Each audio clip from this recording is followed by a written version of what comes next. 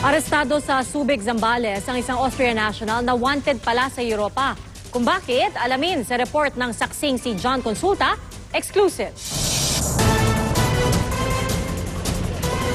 Sa compound ng exclusive villa na ito sa Subic, Zambales, nagkasa ng operasyon ang Bureau of Immigration, PNP Region 3 at Austrian Interpol. Nang makuha ang hudyat, sumalaki na ang grupo.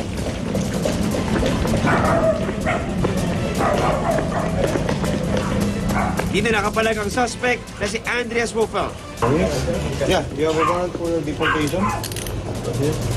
Bukod sa criminal record sa Austria, meron ding European at international arrest warrant sa suspect dahil sa umano'y kaugnayan niya sa malawak na internet fraud operation at mga nakaw na makina ng sasakyan sa Europa.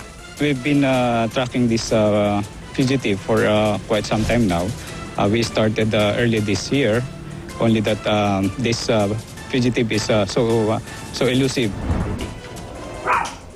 Pinasok din ng mga otoridad ang unit ng suspect, ngunit wala na silang iba pang inabutan. Mahigit isang taon nagtago sa Pilipinas ang Austrian national suspect bago siya naaresto ng pinagsanib na puwersa ng Austrian Criminal Intelligence Service, PNP Region 3 at Bureau of Immigration Intelligence Division. Ang mga ebidensya tulad nga ng mga dokumentong ito at ang mga gadgets ng suspect sa loob ng kanyang unit ay kakalapin ng mga otoridad para mapag-aralan ng husto at makita ang lawak ng kanyang naging operasyon.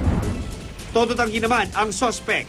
There is no possibility that I steal something or I do something with some illegal people what is stealing something. I'm not doing like this. We will be securing the necessary clearances and hopefully as soon as possible, we'll be able to deport him to Austria. Mula sa Subic, Zambales, ako si John Consulta, ang inyong saksi.